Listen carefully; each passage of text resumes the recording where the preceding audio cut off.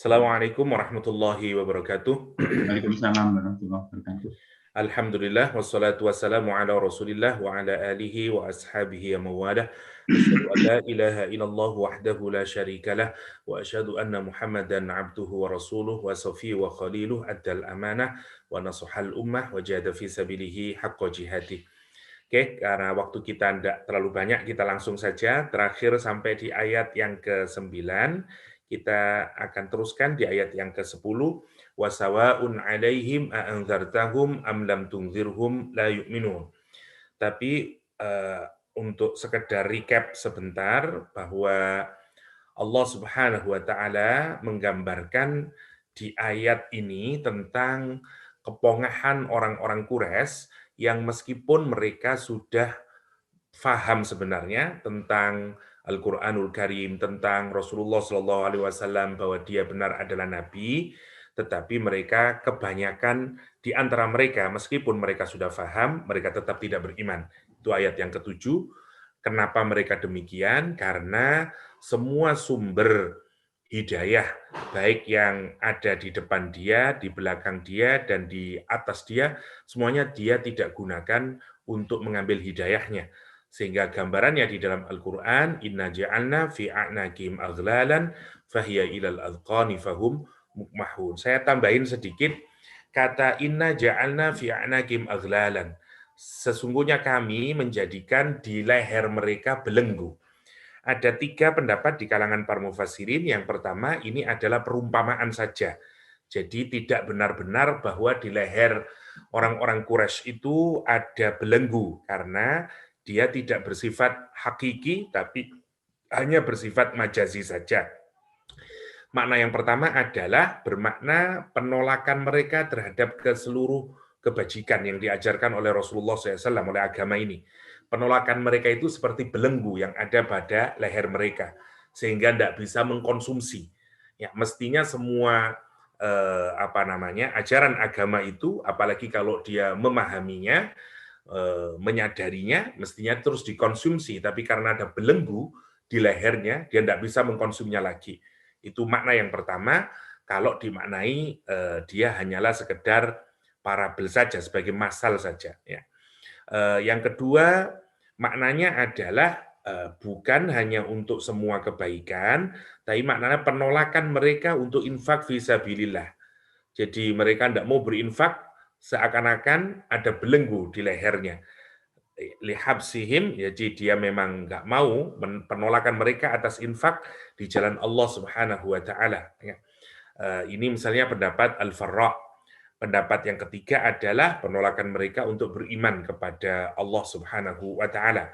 Itu makna yang pertama, berkenaan dengan jika kata aghlal atau belenggu itu dimaknai secara alegoris atau dianggap sebagai parabel. Yang kedua, ini maknanya dirujukkan belenggu itu sebagai penolakan yang bisa kita lihat secara indrawi.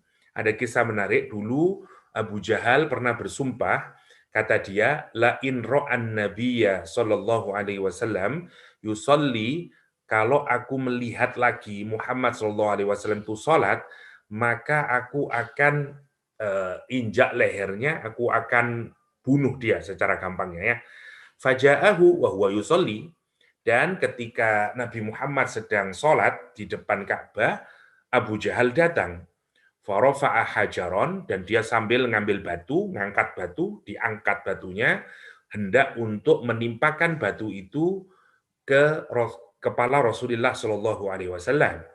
Akan tetapi yang menarik, tangannya kemudian menjadi kaku dan terikat di lehernya. Itu yang dimaksud dengan belenggu. Jadi memang yang dimaksud dengan aghlalan itu pada konteks Abu Jahal pada saat itu ketika dia ngambil batu tidak bisa lagi, jadi kaku tangannya, kedua tangannya, dan kemudian batunya itu jadi terikat di kepalanya begini, di lehernya itu. Dia habis ngambil batu mau ditimpakan malah terikat di lehernya. Itu yang gambaran hissiyah, gambaran indrawi dari apa yang terjadi ketika orang mau menimpakan batu itu ke Rasulullah Shallallahu Alaihi Wasallam. Faraja ila ashabihi wa akhbarahumul khabar faqama rajulun minhum, maka dikabarkan beritanya saya mau gini tapi ternyata saya tidak bisa karena kemudian lengket batu dan tangan saya di leher saya. Maka ada lagi seseorang berdiri dan melakukan hal yang sama, maka begitu dia sudah mendekati Rasulullah SAW, Tomasallahu ala basarihi, maka dia tidak melihat mana Nabi Muhammad SAW. Falam yarah, dan dia tidak bisa melihat mana Nabi Muhammad. Faraja ila ashabihi falam yubsiru, dan dia kemudian kembali lagi ke kelompok-kelompok mereka dan tanpa melihat Nabi Muhammad Sallallahu Alaihi Wasallam. Dan hatta nadahu, sampai mereka memanggil-manggil, mana ini Muhammad, Muhammad. Ya, fanazala fi Abi Jahlin. Nah, jadi ayat ini dikaitkan dengan peristiwa yang dialami oleh Abu Jahal tadi itu. Inna ja'alna fi a'naqihim aghlalan. Oke. Yang ketiga, para mufassir mengaitkan dengan makna haqiqah.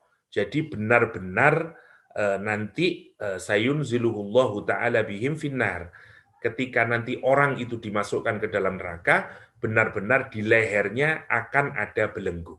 Nah, bagaimana kita melihat perbedaan di kalangan para ahli tafsir ini di dalam memahami kata inna ja'alna fi anakim aghlalan. Oke. Kita lihat dari ayat yang 8, sungguh telah nyata al-qaul, ucapan Nabi Muhammad, dakwah Nabi Muhammad, sudah manifest, sudah bagi mereka itu benar-benar dia faham. Ala aksarihim, atas kebanyakan mereka, tapi mereka tidak beriman. Kenapa? Oke, kalau kita lihat dari 3 tadi, maka gini, prinsip dasar di dalam tafsir, salah satunya yang harus kita ingat adalah, kalau kita mau mengambil ibroh, ambillah ibroh dari umumnya lafaz. Ya, jadi ada kaidah namanya al-ibroh bi umumil lafdi, la bi khususis sabab. Oke, jadi maksudnya kalau kita mau mengambil pelajaran, ambillah dari general text, bukan dari spesifik konteks. Ya, jadi kalau kita ngambil dari teks yang general, jadi dari teks yang bersifat umum, teks yang general, bukan mengambil dari kasus yang spesifik. Karena kasus itu hanya digunakan untuk menguatkan makna teks. Misalnya, apa kasusnya tadi? Abu Jahal. Benar-benar terjadi memang, ayat ini memang turun juga berkenaan dengan Abu Jahal yang melempar batu hendak membunuh Rasulullah SAW yang sedang sholat, dan kemudian tangannya membeku di lehernya bersama batunya. Benar itu, akan tetapi ayat ini karena tidak ada kata Abu Jahalnya, ayatnya bermakna umum, sesungguhnya kami jadikan di leher-leher mereka misalnya, maka kita tidak boleh menggunakan kasus yang spesifik itu untuk membatasi ayat ini. Kasus yang spesifik itu hanya kita gunakan untuk memahami maknanya. Oke. Jadi, apa yang dimaksud ayat ini? Maksudnya bisa 2. Kita menggabungkan 3 makna tadi. Yang pertama, kenapa ada orang yang meskipun sudah paham kok tetap saja tidak beriman? Karena mereka memang menolak hidayah tersebut. Ya, atas arogansinya dan segala macam. Jadi seakan-akan orang ini arogansinya digambarkan misalnya semacam itu tadi, menolak kebenaran, ya, menolak untuk beriman. Gambaran persis seperti orang yang sombong. Kalau di leher itu dikasih belenggu, maka dia seperti membusungkan dada. Itu simbolisasi dari kesombongan seperti Abu Jahal dan seterusnya. Di akhirat itu bukan lagi simbol, akan tapi benar-benar, karena nanti kelak di yaumul akhir mereka benar-benar akan dimasukkan di dalam neraka sebagai tawanan yang di lehernya diikatkan dengan belenggu. Itu maksudnya. Jadi kalau mau digambarkan kenapa mereka kok menolak kebenaran meskipun dia paham, karena sombong. Jadi inna ja'alna fi a'naqihim aghlalan fahiya ilal adqani fahum, yang belenggunya itu sampai di dagunya sehingga dia menengadah terus, itu karena kesombongan, simbolisasi dari sombong. Jadi ayat ke-8 itu dimaknai sebagai 2 ya. Kalau dimaknai simbol, dia simbol dari arogansi ya. Karena akibat arogansi nolak kebenaran, ya, menolak wahyu, nolak iman, dan seterusnya itu, seperti tadi. Case-nya seperti siapa? Seperti Abu Jahal. Itu maksudnya. Yang kedua, tidak dimaknai simbol, tapi hakiki, makna hakiki. Maknanya apa? Benar-benar kelak di akhirat mereka terbelenggu. Mereka kelak di akhirat lehernya terbelenggu. Nah, itu cara memaknainya. Jadi konteks ayat ini ada dua, dan memang begitulah Al-Quranul Karim menariknya, jadi dia terbuka untuk siapapun saja. Mari kita pikirkan, kalau ada orang yang sebenarnya dia sudah paham itu sebagai kebenaran, tapi kok dia tidak mau menerimanya, mesti ada masalah itu. Entah karena cinta terhadap dunia dan yang lain-lain ya. Untuk di surat ini, di surat Yasin ini Allah ngasih tahu salah satunya adalah karena arogansi. Termasuk juga cinta dunia tentu di dalamnya, tapi gambarannya sekarang arogansi itu yang akan mengalahkan penerimaan orang terhadap wahyu Allah Subhanahu wa taala. Nah, akibat arogansi itu maka tertutup semua akses. Orang kalau sudah arogan, mau ada kebenaran apapun dia diterima. Ya, siapa memang kamu? Masih kecil aja ngasih tahu misalnya. Arogansi itu akan menutup semua pintu hidayah. Itu maksudnya. Jadi ayat ke-9 itu adalah gambaran dari pintu hidayah. Yang mestinya bagi orang yang tidak sombong, maka memudahkan akses dia untuk menerima hidayah Allah Subhanahu wa taala. Nah, dari mana hidayah itu? Sumber hidayah itu dibagi menjadi 3 ya. Satu dari depan mereka, yang kedua dari belakang mereka seperti penjelasan kita kemarin, ya, atau yang dari atas mereka yaitu berupa Al-Qur'anul Karim. Sekarang kita masuk ke ayat 10. Wasawaun, sama saja alaihim, atas mereka. Siapa? Orang-orang Quraisy. A'anzartahum, apakah engkau memberikan peringatan kepada mereka? Ya, jadi fungsi nabi ada 2, ya, fungsi nabi. Salah satunya satu menjadi basyir, ya, basyir pemberi kabar gembira, Yang kedua adalah nadhir. Nadhir pemberi warning, ya, pemberi peringatan. Nah, peringatannya sendiri itu disebut dengan ingdar. Al-Quran menyatakan, sawaun alaihim, sama saja atas mereka. A'angdartahum, apakah engkau memberikan peringatan kepada mereka? Am lam tungdirhum, ataukah kamu tidak ngasih peringatan pada mereka? La yu'minun, tidak beriman tetap mereka itu. Kenapa? Lagi-lagi, karena arogansi.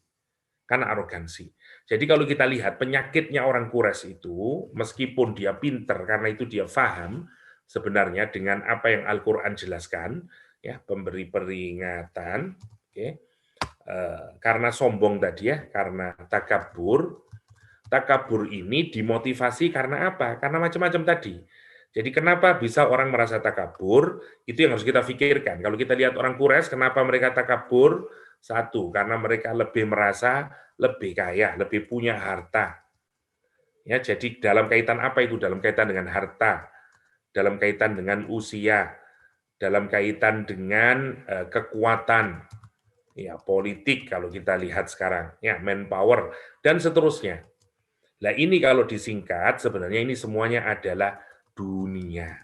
Nah, Muhammad itu datang dengan satu, miskin, usianya masih lebih muda dibanding Abu Jahal, ya, kekuatan politik dia tidak punya, tidak menjadi political leaders, katakanlah. Terus kasih peringatan, itu yang membuat mereka takabur. Karena ini hati-hati ya. Jadi semua ini nikmat dari Allah Subhanahu wa taala. Tapi seringkali ini bisa juga membuat orang menjadi kehilangan sumber hidayah. Kalau dia dengan semua yang diberikan oleh Allah ini, harta, usia, ilmu, kekuatan, ya, itu bisa menjadikan orang tidak bisa menerima hidayah Allah Subhanahu wa taala. Ini kalau kita lihat case-nya kepada elit Quraisy. Elit Quraisy itu rata-rata begini, dia memiliki segalanya memang kalau kita banding dengan Nabi Muhammad Shallallahu Alaihi Wasallam. Ya, karena itu ini yang harus kita hati-hati dalam hidup, karena bertambahnya harta, bertambahnya usia, bertambahnya ilmu, bertambahnya kekuatan, boleh jadi kadang-kadang membuat kita justru sudah merasa cukup dan susah untuk menerima nasihat dari orang lain. Perhatikan ini penting, terutama buat kita masing-masing ya, buat diri kita masing-masing. Kadang-kadang lebih susah mana nasehatin orang kaya atau orang miskin? Orang kaya. Lebih susah mana meringatin anak misalnya yang sudah berpengalaman atau enggak? Susah yang berpengalaman. Meringatin orang yang berilmu atau tidak, makin susah, dan seterusnya. Nah, karena itu, tetapi kalau ini digunakan secara baik, justru membuat orang makin mudah lagi mendapatkan hidayah. Sekali lagi, ini semuanya adalah amanah dari Allah SWT. Harta amanah, usia amanah, ilmu amanah, kekuatan itu amanah. Semuanya itu bisa menjadi pemulus kita untuk meraih rahmatnya Allah, tapi satu sisi juga bisa menjadikan takabur. Bagi orang Quraisy menjadikan takabur. Case-nya siapa? Abu Jahal. Abu Jahal. Nah, Allah terus ngasih tahu sumber tadi, sumber hidayah. Yang mestinya bagi orang yang sudah punya ini semuanya, memudahkan dia untuk dapat hidayah. Tapi meski kalau sudah punya ini tapi takabur, sumber hidayah tidak akan punya manfaat buat dia. Itu maksudnya. Mau yang di depan, atau yang di belakang, atau yang di atas. Semuanya tidak akan. Itu yang disebut dengan a'anzartahum am lam tunzirhum la yu'minun. Kamu mau kasih nasihat dia atau tidak kamu kasih nasihat dia, tidak akan mereka beriman. Kenapa? Karena penghalangnya belum diberesin. Apa penghalangnya? Takabur. Itu penghalangnya adalah takabur. Sehingga tidak akan diterima itu. Hidayah depan, belakang, dan seterusnya. Oke. Kita membaca ayat ini harus hati-hati karena ayat ini adalah ayat yang hanya informasinya datang dari Allah Subhanahu wa taala. Dan ini bukan berarti yang pertama ya. Jadi ini hanya pemberitahuan satu untuk hiburan buat Nabi Muhammad SAW. Jadi Muhammad, kamu itu tidak salah nasehatin, meringatin dan segala macamnya. Jadi kamu jangan putus asa gara-gara mereka itu tidak menerima dakwahmu, bukan berarti kamu yang salah, bukan berarti materimu yang salah. Enggak, memang mereka yang menutup diri, memang mereka kesombongan itu yang membuat mereka tidak mendapatkan peringatan dari Allah. Itu poin yang pertama untuk Nabi Muhammad. Ya, yang kedua, ayat ini bukan dianggap sebagai pemutus dakwah. Kenapa? Karena setelah turun ayat ini Nabi Muhammad tidak berhenti dakwah. Jangan maknanya begini, oh sama saja dia ya, dinasehatin atau tidak dinasehatin tetap saja. Kalau gitu udahlah, enggak usah dinasehatin. Bukan begitu poinnya. Jadi poinnya adalah ini informasi dari Allah SWT sebagai tasliyah buat Nabi, pengokohan buat Nabi. Memang ada orang-orang, tapi kamu enggak tahu. Urusan orang menerima hidayah atau enggak itu urusan Allah, enggak ada urusannya dengan kamu. Urusan kamu adalah, kira-kira begitulah Allah SWT. Urusan kamu adalah give warning. Urusan kamu adalah give glad tiding, basyiron nadhira. Mau orang nerima atau enggak, itu urusanku. Orang-orang menerima hidayah atau enggak, itu urusanku, bukan urusanmu. Siapa yang akan mendapat hidayah atau tidak, itu urusan Allah Subhanahu wa Ta'ala. Jadi ayat ini bukan untuk dikontraskan ya, kecuali turun ayat Muhammad stop dakwah, baru selesai. Nah, kita ini kadang-kadang melebihi tugas seperti Nabi Muhammad SAW. Kenapa, Pak? Kok enggak nasihatin? Kok enggak sudah nasihatin itu temannya semen? Aduh, saya sudah 2 tahun saya nasihatin dia, enggak ada gunanya. Udahlah, udah percuma saja nasihatin. Nah, itu bukan Islami. Enggak ada begitu itu. Kecuali Allah yang ngasih tahu. Nah, hatta Nabi Muhammad saja, meskipun dikasih tahu wataknya Abu Jahal dan seterusnya, enggak berhenti menasihati. Enggak berhenti menasihati. Itu maksudnya. Sawa'un alaihim a'adzatahum alladzudzirhum la yu'minun. Nah, baru setelah itu Allah ngasih tahu ayat 11-12 ini, kapan sih nasihat itu akan berbuah manfaat? Kapan sih nasihat itu akan bisa diterima dan melahirkan kebajikan? Nah, ayat 11 dan 12 itu kita diberitahu resepnya. Kata Allah SWT, innama tungziru man ittaba'adz dzikra. Ya, hanya saja ya tungziru ya dinasehat orang itu yang akan menerima nasihat dari mursalun ya orang yang diutus tadi utusan Allah SWT.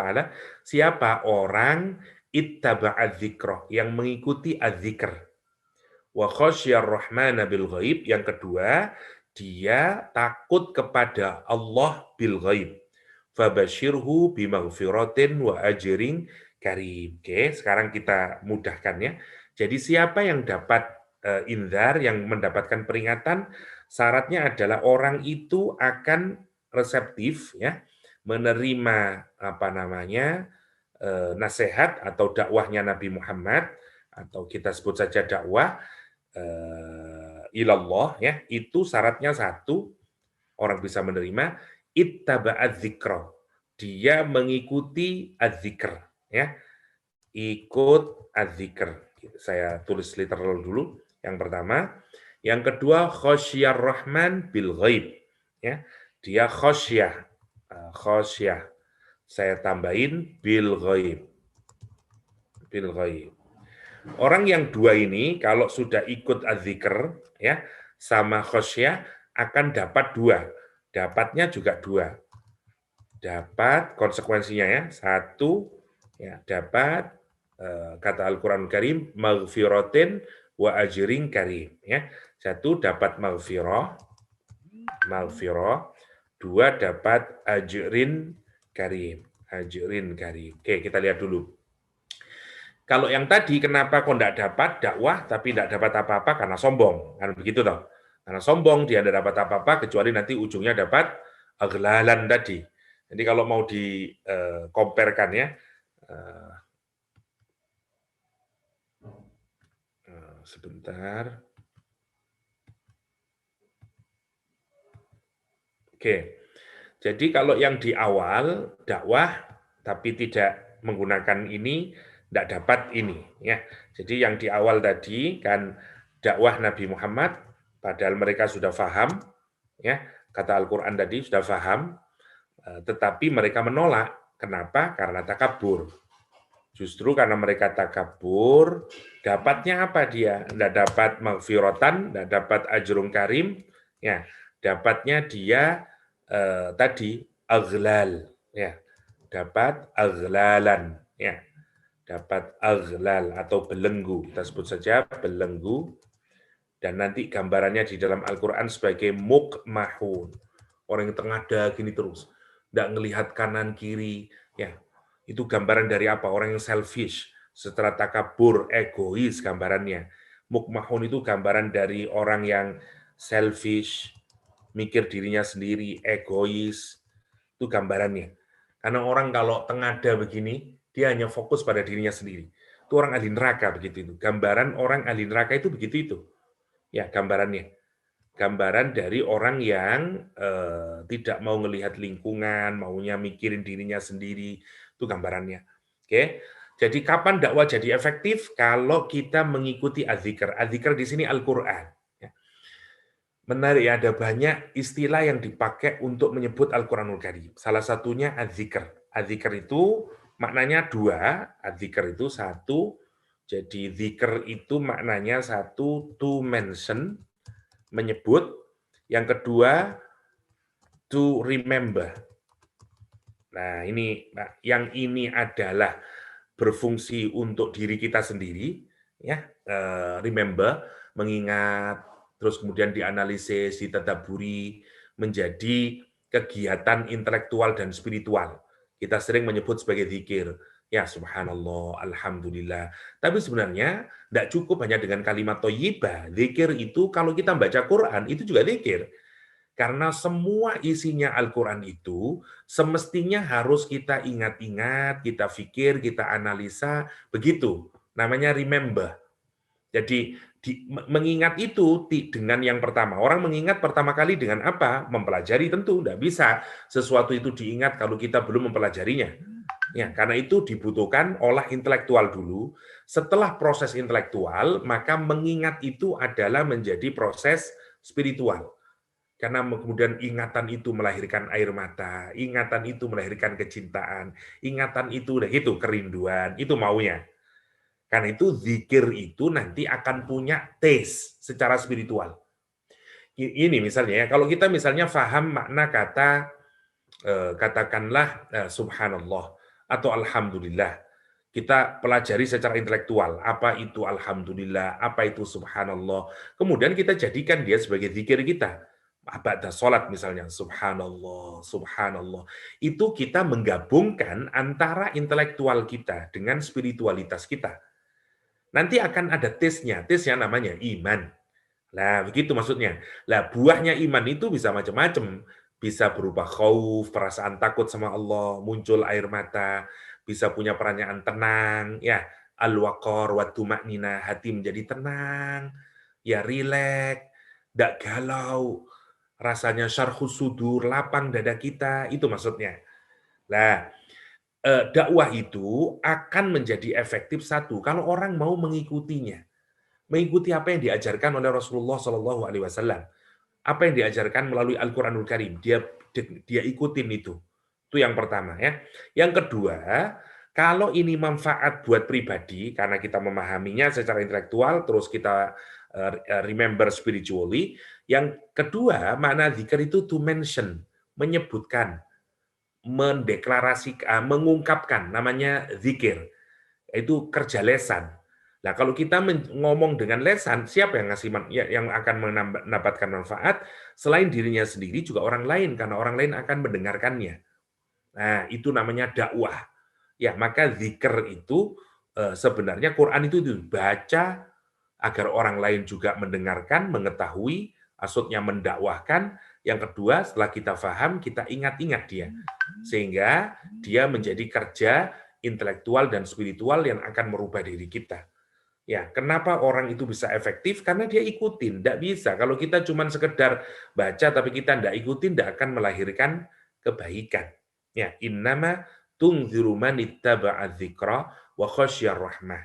Lah nanti akan lahir khasyah. Ini sebenarnya buah ya. Khasyar rahmah nabil ghaib itu buah dari kalau kita sudah ngikutin adzikr. Mengikutin Al-Qur'anul Karim, ngikutin apa yang sudah dijelaskan Rasulullah SAW. Jadi rasa takut itu macam-macam ya. Jadi kalau kita sudah punya pengetahuan dan pengetahuan itu melahirkan rasa takut, namanya khosyah. Namanya khosyah. Itu namanya rasa takut. Misalnya saya kena asam urat. Setelah itu saya dikasih tahu misalnya sama Pak Mansur misalnya, asam urat itu karena begini, macam-macam ya, karena kacang-kacangan gini-gini. Akhirnya setelah saya dapat pengetahuan, saya takut. Lah rasa takut yang diawali dari pengetahuan itu namanya khosyah. Namanya khosyah. Nah, orang itu nanti kalau dia makin ngaji, makin dapat ilmu, makin dapat ilmu, makin dapat ilmu. Pertanyaannya adalah, apa muncul rasa takut kepada Allah SWT? Kalau muncul rasa takut, dia akan lebih hati-hati dalam berbuat, dalam apapun saja. Kelihatan kalau dia punya rasa takut kepada Allah SWT. Ini yang harus kita pikirkan. Karena nanti ada banyak orang yang semakin tambah ilmunya, tapi tidak muncul khosyahnya. Malah tidak karu-karuan, malah menggunakan ilmunya untuk seperti tadi. Ya, seperti orang Quraisy tadi. Ini yang membuat kita harus hati-hati, jangan sampai rasa takut ilmu itu tidak membuahkan rasa takut. Karena itu dalam agama siapa orang yang paling banyak memiliki rasa khosyah? Orang kalau punya ilmu, alim orangnya berarti jamaknya ulama kan gitu. Karena orang punya ilmu, maka ulama lah yang paling banyak memiliki khosyah. Karena itu ayatnya berbunyi innama yakhsyallah. Ya, innama yakhsyallah. Ya, min ibadihil ulama. Min ibadihil ulama. Ya, sesungguhnya orang yang paling takut kepada Allah SWT adalah ulama, orang yang punya ilmu pengetahuan. Lah, ulama itu punya ilmu. Ilmu Allah itu dua, berupa ayat-ayat kauniyah yang ada di alam semesta, jenengan semuanya itu ulama. Karena menjadi dokter dan seterusnya. Pasti dia punya ilmu yang pertama. Yang kedua, ilmu dalam kaitannya dengan ayat-ayat kauliyah berupa Al-Quran dan seterusnya. Itu semuanya kategori ulama. Lah, ulama itulah yang mestinya paling banyak punya khosyah gitu. Lah, kapan khosyahnya? Dikasih tambahan bil ghaib. Bil ghaib. Bil ghaib itu maknanya dua. Satu, ya, kita memang takut kepada Allah karena Allah itu tidak kelihatan. Tapi kelihatan kalau kita takut. Ada orang takut karena kelihatan. Begitu misalnya ada polisi, wah takut kita pakai helm dan seterusnya. Tapi kalau polisinya tidak kelihatan, kita tidak takut. Itu namanya belum bil ghaib. Ya, bil ghaib itu maksudnya satu, kita memang takut kepada Allah yang ghaib, meskipun Allah tidak kelihatan, namanya bil ghaib. Yang kedua, kita takut kepada Allah bahkan di saat orang lain tidak tahu. Saat kita sendiri, ada rasa takut kepada Allah Subhanahu wa ta'ala. Namanya khasyah bil ghaib. Orang ini takutnya genuine hanya kepada Allah Subhanahu wa ta'ala. Kalau kita begitu dalam agama ini, kita semakin dapat ilmu, kita belajar ilmu, terus muncul khasyah. Maka apa kata Allah? Orang yang kayak begini akan dapat dua hal. Satu, semua dosanya diampuni oleh Allah SWT. Namanya maghfirah. Yang kedua, tidak hanya dikasih maghfirah, yang kedua dikasih ajrun, balasan. Ya, yang sangat banyak. Karena menggunakan kata benda nakirah, ya. Ajrun karim, yang memuliakan dia. Ada gaji yang sekedar biasa saja. Ini ada upah yang memuliakan dia. Ya, misalnya upah kita yang terima bulanan itu bukan ajrun karim. Kalau upah misalnya uang yang kita dapatkan itu banyak, mungkin bahasa Arabnya ajrun azim. Tapi ada balasan yang bukan hanya istimewa dan banyak, tapi membuat kita mulia. Seperti misalnya juara champion, seperti misalnya orang mendapat Nobel Prize, itu namanya ajrun karim. Ajrun karim, lihat, Masya Allah ya. Orang itu nanti kalau ngikutin Rasulullah, dia ngikutin Al-Quranul Karim, ya, ittaba'ad dzikra tadi, yang dia fahami, dia ingat, dia pelajari, dia ikutin, terus tumbuh rasa takut kepada Allah, takut yang genuine, takut yang bukan hanya karena dilihat oleh orang, ya bahkan saat sendiri dia takut kepada Allah SWT, untuk benar-benar kepingin menjalankan perintahnya, maka Allah pastikan orang ini dapat dua. Satu dapat maghfirah, dua dapat ajrun karim. Masya Allah ya. Yang tadi dapat apa? Dapat belenggu. Yang ini dapat apa? Dapat dua. Maghfirah wa ajrun karim. Wa ajrun karim. Perhatikan ini yang sangat penting buat kita ngoreksi diri kita sendiri-sendiri. Inna nahnu nuhyil mauta wa naktubu ma qaddamu wa atharahum wa kulla syai'in ahsaynahu fi imamin mubin. Ayat ini punya background sebenarnya masih berkaitan ya. Jadi sekarang konkret nyatanya dari ayat yang ke-11 ini pada ayat ke-12. Kisahnya berkenaan dengan Banu Salamah ya. Saya jelaskan di sini dari Abu Sa'id Al-Khudri, karena Banu Salamah adalah Banu Salamah itu fi nahiyatin minal Madinah, berada di tengah-tengah kota.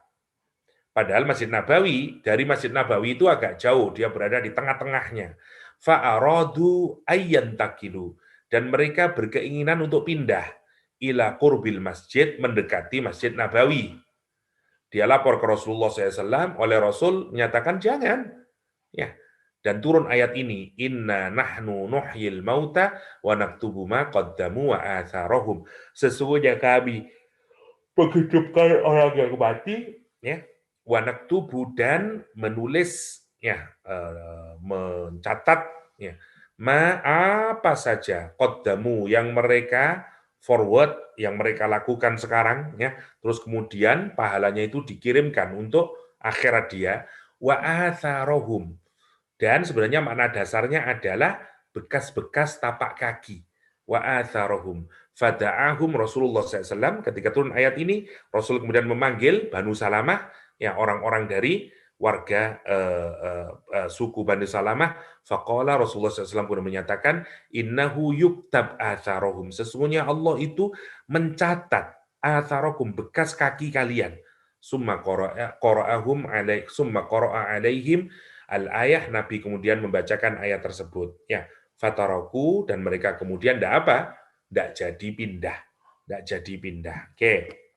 Maksudnya begini, orang Arab dulu kalau dia pergi ke subuh, mau isya, itu karena rumahnya jauh, kadang-kadang terasa bebannya.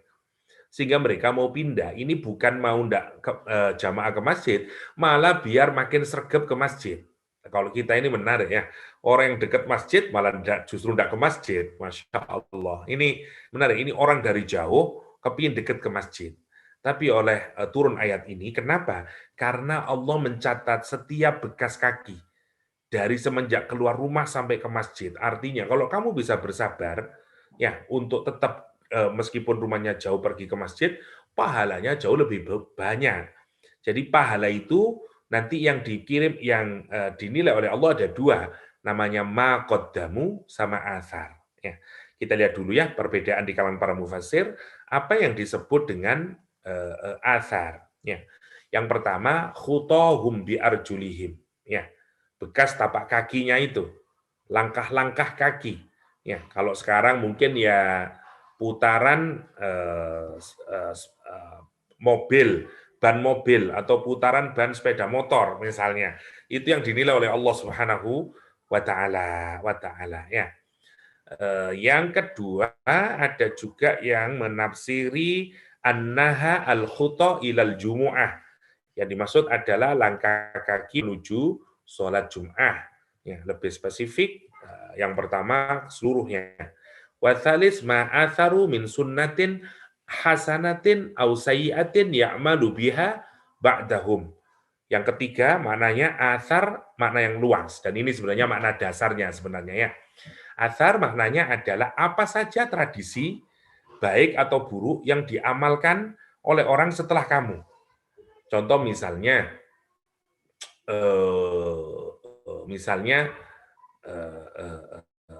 Pak Mansur bikin tradisi, bikin kajian bagi para dokter dan para karyawan di rumah sakit.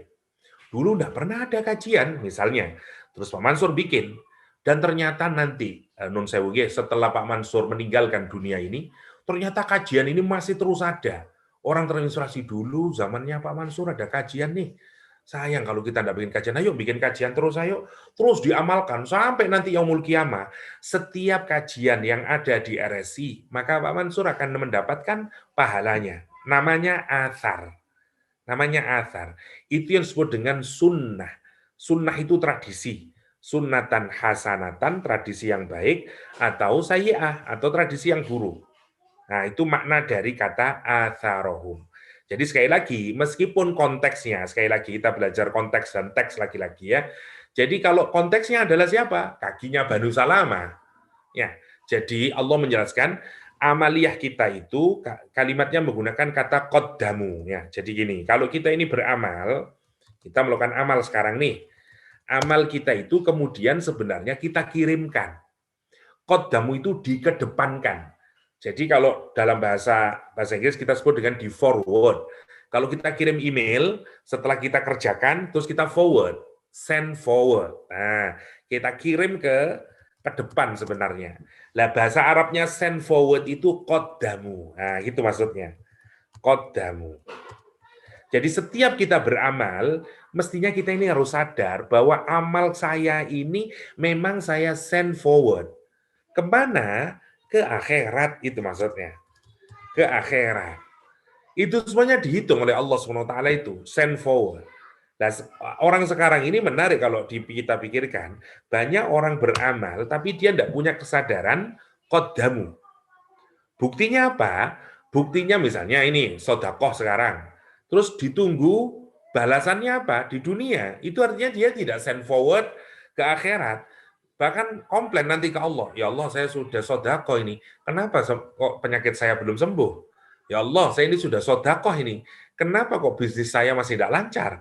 Misalnya, itu orang yang kurang kesadarannya atas send forward itu tadi. Jadi sebenarnya semua amal itu kita send forward ke akhirat. Tetapi tentu saja ada balasan yang ada di dunia. Itu sebenarnya bonus gitu loh maksudnya. Jadi kan kalau kita ini beramal soleh, itu kan dapat dua. Dapat balasan di dunia, dan balasan sempurnanya itu di akhirat. Makanya di Al-Quran, fayuwaffiyahum ujurahum. Maka nanti disempurnakan balasannya itu di akhirat. Ya, kalimat yang dipakai itu wafat. Ya, fayuwaffiyahum. Jadi wafat itu sebenarnya artinya sempurna. Kenapa orang mati disebut wafat? Karena umurnya sudah sempurna di dunia. Gitu maksudnya. Umurnya sempurna di dunia, karena itu disebut mati. Gitu maksudnya. Nah, Allah itu kalau terhadap amal itu akan membalas dengan balasan yang sempurna, gitu maksudnya. Lah, di mana dibalasnya di dunia plus di akhirat gitu. Kenapa kok harus di dua? Karena tidak bisa balasan yang sempurna itu di dunia. Contoh, saya kasih contoh, sholat 2 rakaat sebelum subuh, apa balasannya? Balasannya mendapatkan lebih baik dari dunia dan seisinya. Bisa diberikan di dunia? Tidak bisa, diberikannya di akhirat. Jadi memang sebenarnya semua amal itu balasan yang sempurnanya ada di akhirat. Lah, yang ada di dunia itu cuma bonus-bonus lah. Yang kecil-kecil yang memang bisa diberikan di dunia, diberikan di dunia sama Allah SWT untuk kabar gembira saja. Tapi kita harus sadar bahwa pahala yang terbesar itu diberikan Allah di akhirat. Lah, amal itu nanti dinilai Allah yang pertama. Semua amal yang kita lakukan. Terus kemudian kita send forward. Saya sholat, send forward. Saya puasa, send forward. Dan seterusnya. Tapi ada hal kedua yang seringkali kita kadang dilupakan. Namanya athar. Itu maksudnya. Athar itu adalah tradisi tadi. Saya kasih contoh misalnya jenengan sedang ada di depan rumah, terus ada orang pakai sepeda motor, Assalamualaikum, waalaikumsalam, iya Pak, boleh tanya? Iya, saya ini mau tanya, ada kajian enggak di sini? Oh ada, kajian nanti habis maghrib di masjid itu, kamu sampai lurus saja, terus belok kanan, nanti ada kajian. Oke, terima kasih Pak. Orang ini terus ngikutin. Ya, kita ini hanya atau misalnya atau jangan kajian lah, sholat katakanlah. Ada orang mau sholat zuhur misalnya. Oke, dia Assalamualaikum Bapak, atau bisa kasih tahu saya di mana masjid terdekat sebelah sini. Oh itu Dek, ke kanan, ke kiri. Dah, maka orang itu sholat zuhur di situ. Kita dapat pahalanya karena athar tadi. Terus orang itu merasa nyaman di masjid itu, diterima dengan baik, maka kemudian dia seumur-umur terus ganti sholatnya di situ. Kalau dia sholat 40 tahun sholat di situ, maka kita yang ngasih tahu tadi, hanya sekedar ngasih tahu, ke sana Pak, kanan, kiri, kita juga dapat balasan yang sama. Masya Allah ya. Itu namanya athar. Itu namanya athar. Bayangkan sekali kalau kita ini punya istri, punya anak, terus istri kita didik dengan baik, kita kasih dia ajaran agama, anak kita kasih dia nasihat yang baik, semua urusan agama, dan anak kita itu ngikutin kita, ya sholatnya itu tentu saja karena kita dulu pernah ngajarin, terus anak kita punya anak-anak lagi, punya cucu-cucu lagi, sampai yaumul kiamah. Mari kita renungkan, kalau di belakang kita ini ada 1 juta orang, karena anak punya cucu, sampai nanti yaumul kiamah, misalnya terkumpul 15 juta orang, maka semua amal kebaikan 15 juta orang itu juga akan kita terima. Kenapa? Karena dulu saya yang membuat dia menjadi orang soleh. Gara-garanya dia anak saya ajarin agama, saya sekolahkan di sekolah agama, misalnya dia tahu akhirnya agama, dan menjadi orang yang baik. Karena dia jadi orang baik, cucunya dia didik jadi orang yang baik. Namanya sunnah, namanya athar. Namanya athar. Itu, jadi kita ini harus mikir dua sebenarnya. Yang satu mikir amal right now, yang kedua mikir legasi kita. Legasi kita apa yang kita tinggalkan. Nah, itu yang dimaksud dengan doa, Rabbana hab lana min azwajina ila akhirih, yang ujungnya adalah waj'al lil muttaqina imama. Waj'al lil muttaqina imama. Itu doa kita. Kita itu kepingin, ya Allah jadikan kami imam, pemimpin. Bagi siapa? Orang muttaqin.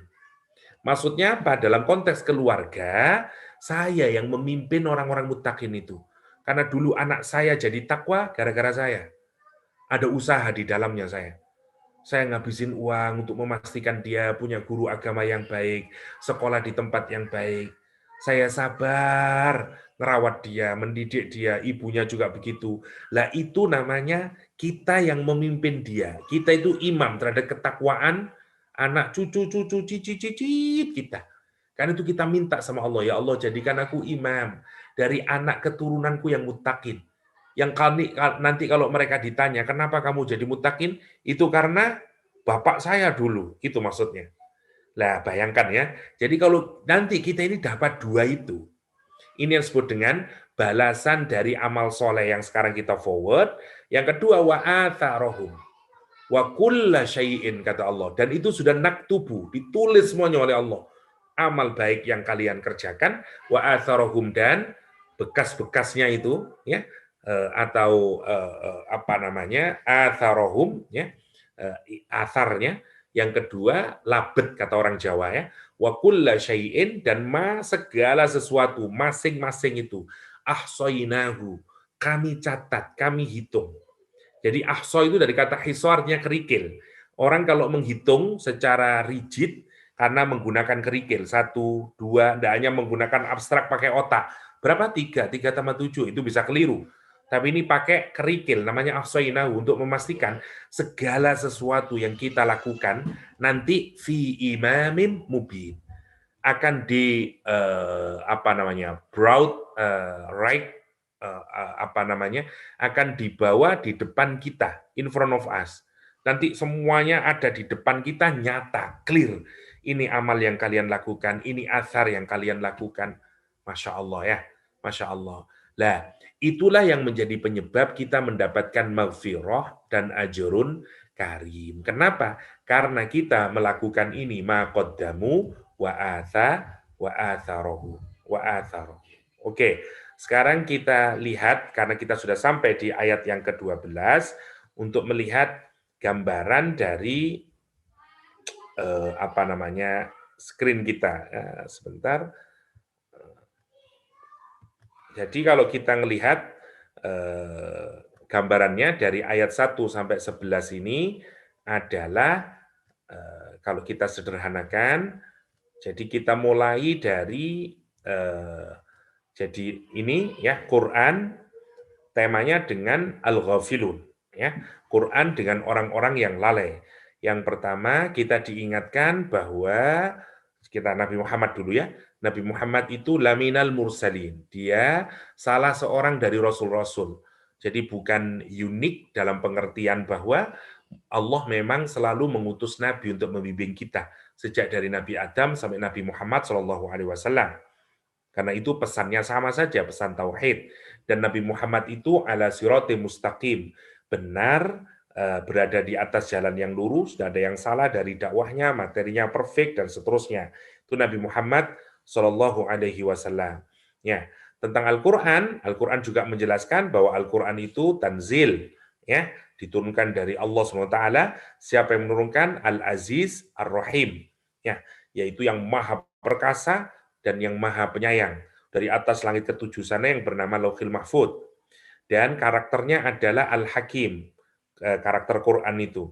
Isinya ada hukum, ada kebijaksanaan, dan tersusun rapi, indah, dan kokoh. Oke, jadi sekarang kalau sudah ada nabi yang sempurna tadi ya, karena dia laminal mursalin, dia sudah ala surati mustaqim, terus ada Quran yang istimewa. Sekarang kita melihat ya, Quran ini materinya, ini yang speakernya. Ini sudah top gabungan kalau kita pakai teori komunikasi yang sudah sempurna.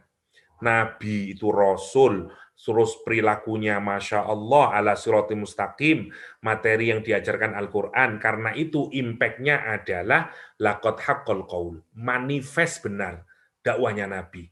Cetha weleh-weleh, orang tahu. Ibarat guru atau dosen ngajar itu jelas penjelasannya, masuk di otak, masuk di kesadaran. Jelas, namanya laqad haqqal qaul. Laqad haqqal qaul. Tapi yang menarik, meskipun sudah clear jelas, ya, dan ini seperti menjadi peringatan, tapi mereka tidak beriman. Kenapa tidak beriman? Alasannya adalah karena ghafilun.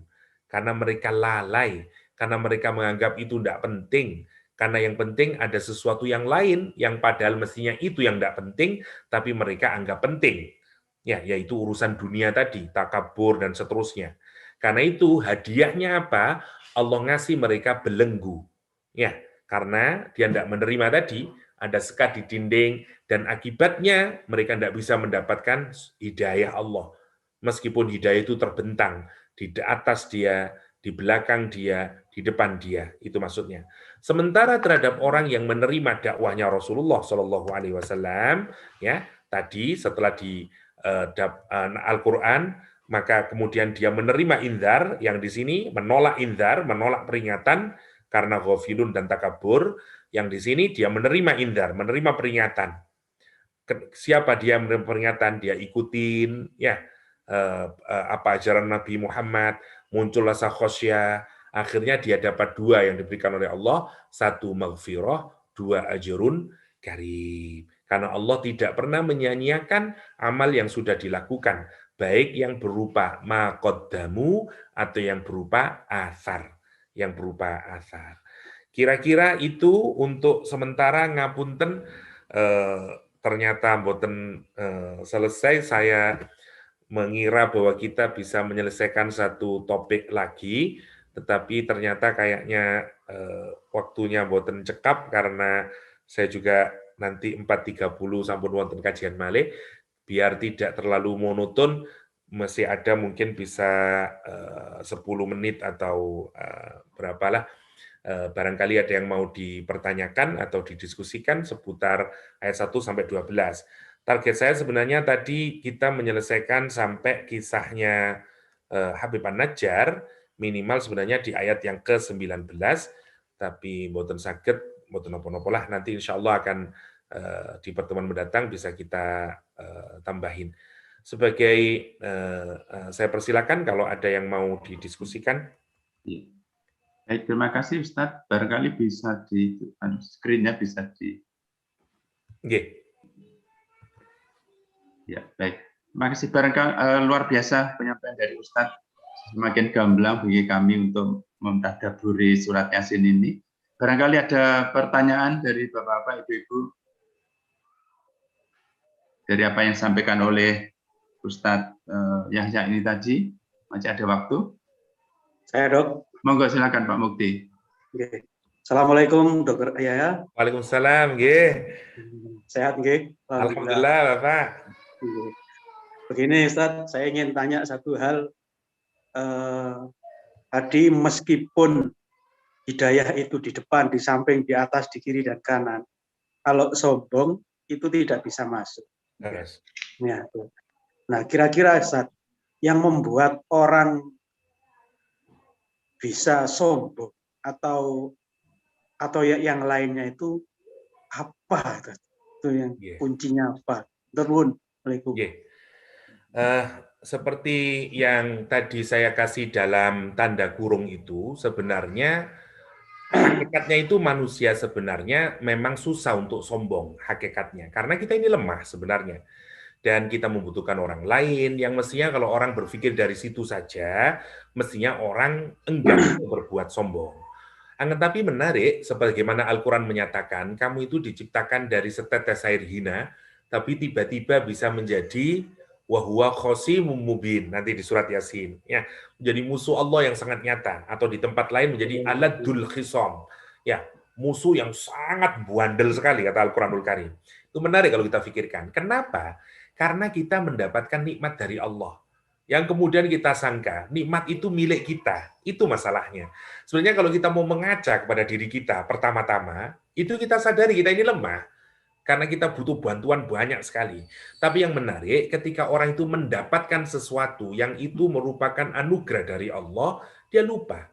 Apa saja? Satu, harta. Contohnya siapa? Korun. Ini Korun itu orang yang sangat taat kepada Allah, kepada Nabi Musa alaihissalam. Lawang dia ini masih keponakan Nabi Musa alaihissalam. Dia ini saudaranya masih. Kalau ibarat keturunan Nabi ini masih. Orang soleh katakanlah. Tetapi menarik, begitu dia menjadi spy-nya Firaun, makin kaya, makin kaya, makin kaya, begitu nanti dia dimintai sedekah, jawabannya menarik. Kata dia, hadza min indi, min ilmin indi. Ini semua saya peroleh karena ilmu yang saya dapatkan. Gini ya, waktu kita ini belum menjadi orang yang sukses, kita kerja susah, misalnya katakanlah dulu waktu masih kuliah, karena berasal dari keluarga yang miskin, misalnya sekolah sambil jualan nasi goreng, itu sadar rezeki dari Allah Subhanahu wa taala. Wah, semua disyukuri. Tapi menarik, begitu lulus jadi dokter, menjadi makin hebat, makin kaya, terus sampai kemana-mana. Akhirnya terus merasa ini semuanya karena ilmu saya ini. Itu menjadikan, kemudian menjadi sombong. Ilmu itu, yang pertama kekayaan. Kekayaan itu bisa membuat kita sombong. Dan akhirnya melihat yang lain menjadi rendah. Terus kalau ada nasihat, karena itu yang menjadi blok kemudian. Sombongnya itu jadi bloknya. Yang pertama. Yang kedua, ilmu. Jangan disangka ilmu itu juga tidak menjadi sumber yang membuat kita tidak mendapatkan hidayah. Karena ilmu itu bisa membuat kita merasa tadi itu. Kita lupa. Karena kita merasa lebih pinter. Saya tidak butuh nasihatmu, dan seterusnya, dan seterusnya. Sebagaimana iblis. Iblis itu lebih alim kalau kita pikirkan. Kenapa? Karena dia ma'rifahnya kepada Allah, dan seterusnya. Ya, tetapi itu bisa menjadi penghalang. Karena nanti semua ada ujiannya. Ya. Jangan dikira bahwa kekayaan tidak ada ujiannya, ilmu tidak ada ujiannya. Termasuk juga nanti manpower. Kalau kita punya manpower yang kuat. Dalam konteks sekarang mungkin seperti pengikut, political leaders, dan seterusnya. Itu juga menjadi sumber yang membuat orang bisa sombong. Bisa sombong. Karena itu kita harus hati-hati dengan semua hal yang sebenarnya adalah bagian eksternal dari diri kita, tapi karena kita anggap itu sebagai bagian dari diri kita, terus kita sombongkan. Kita sombongkan. Hati-hati, terlalu banyak ayat Al-Quran yang menunjukkan dihinakannya orang yang kayak begini ini.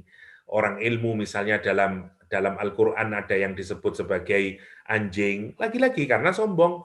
Ada orang yang berharta seperti Korun, ada yang punya kekuasaan seperti Fir'aun.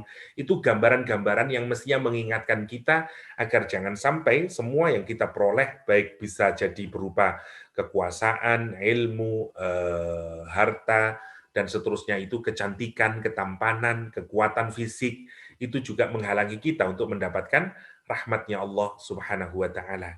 Sekali lagi ya, ini bukan berarti sebagaimana dalam tradisi agama yang lain kemudian menjadikan kita tidak mau menjadi orang kaya, tidak ada hubungannya. Karena dengan kekayaan juga orang bisa menjadi seperti Nabi Sulaiman, dengan ketampanan juga orang bisa menjadi Nabi Yusuf, dan seterusnya ya. Dengan kealiman juga, dengan kekayaan orang bisa seperti Abdurrahman bin Auf, dan seterusnya. Jadi tinggal bagaimana kita menyadari itu semuanya adalah bagian dari karunia Allah Subhanahu wa taala. Sombong menjadi penghalang.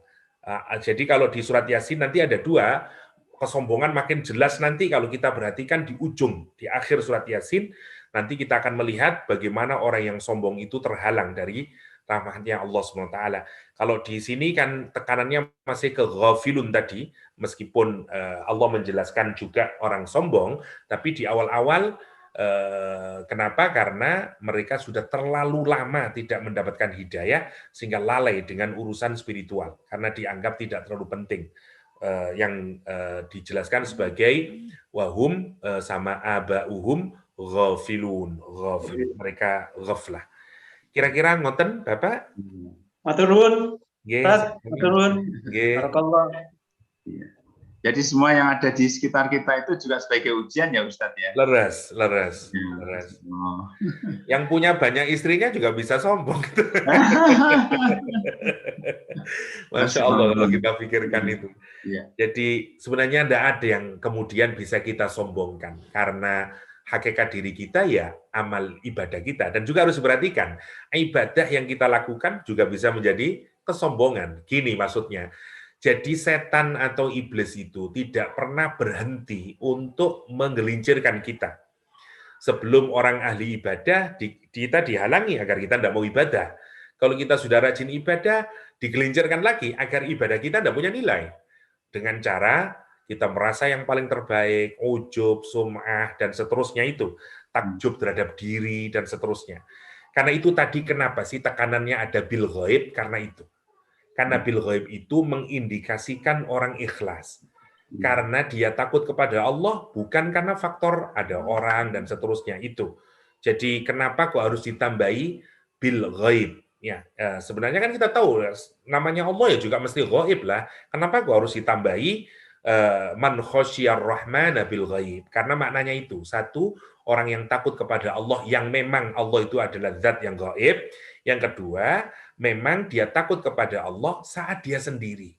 Jadi mari kita pikirkan, kalau kita ini tetap soleh, tetap taat, tetap nikmat dalam ibadah. Saat kita sendirian, itu tanda kita sudah genuine dalam ibadah. Kita ini sudah ikhlas. Tapi kalau hanya mampu ikhlas, kalau ikut bisa hanya menangis saat ikut SQ misalnya, dan seterusnya, itu masih, waduh ini berat ini. Tapi kalau sendirian tidak pernah mengalirkan air mata misalnya, itu harus kita pikirkan itu, karena khosyah itu indikasinya kalau memang murni adalah saat kita sendiri. Bangun nanti malam misalnya menjelang sahur misalnya, kita neliti diri kita sendiri, banyak istighfar, nangis sama Allah, itu tanda kita genuine. Itu namanya khosyar rahmana bil ghaib. Dan itu disyukuri. Kenapa? Kalau kita bisa begitu, dapat dua tadi, maghfirah sama ajrun karim, sama ajrun karim. Iya. Ngoten Bapak Mansur ngapunten kula menyiapkan untuk yang Nurul Hayat. Oh iya. Tinggal 1 menit nggih, ngapunten sebenarnya pingin berlama-lama tapi kedah berbagi. Demikian mungkin ingkang saged kula sampaikan, mugi-mugi wonten manfaatipun. Hadanallahu yakum ajmain. Wassalamualaikum warahmatullahi wabarakatuh. Waalaikumsalam warahmatullahi wabarakatuh. Waalaikumsalam. Terima kasih.